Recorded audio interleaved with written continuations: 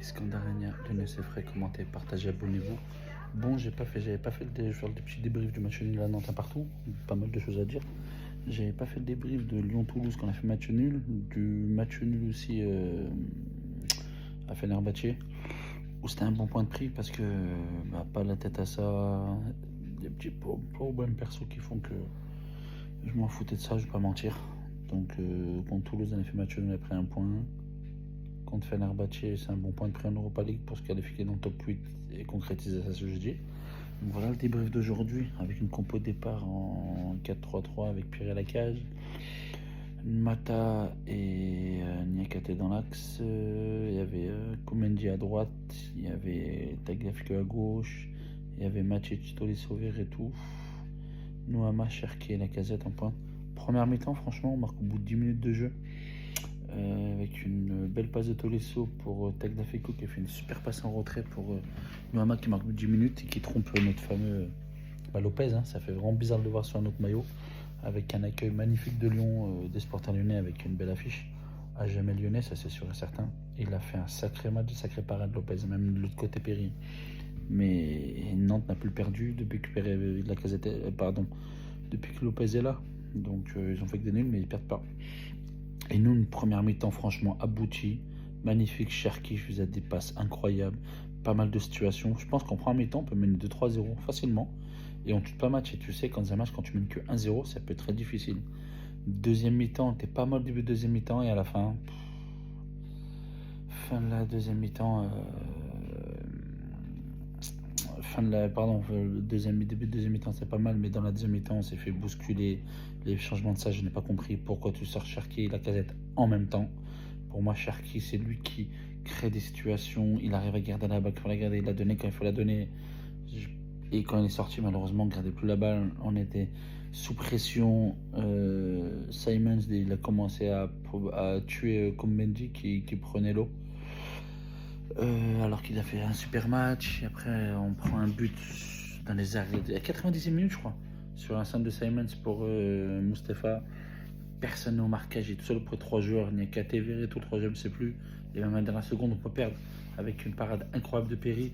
Mais sur la parade incroyable de Péry, Péry se loupe sur son dégagement au départ. Pas oublier ça. Si on fait cas par cas, merci Péry, super match. Oui, tu as fait une relance, t'es loupé, mais super match, il faut dire la vérité. Mata, j'aime beaucoup. Il a fait énormément de couverture pour Koumendy quand il était moins bien en deuxième mi-temps. Koumendy, super première mi-temps où Simons il n'arrive pas à passer. Mais deuxième mi-temps plus compliqué. Niakate, pour moi, une erreur de marquage sur le but de Nantes. Tagliafico, j'aime beaucoup. J'ai beaucoup aimé, comment ça s'appelle? Non, Matic, je l'ai trouvé très lent dans ses prises de décision. Verretou, depuis quelques temps, il est un peu moins bien. Tolisso, correct, mais sans plus. Cherki, pour moi, il fait un match incroyable. Même si, évidemment, il perd des balles bêtement, mais la passe qu'il fait sur la tête de Lacazette, parade de Lopez, elle est incroyable. Noama, très bon match, je crois que c'était élu homme du match, peut-être parce qu'il a marqué, mais il a fait un très bon match, Noama. Et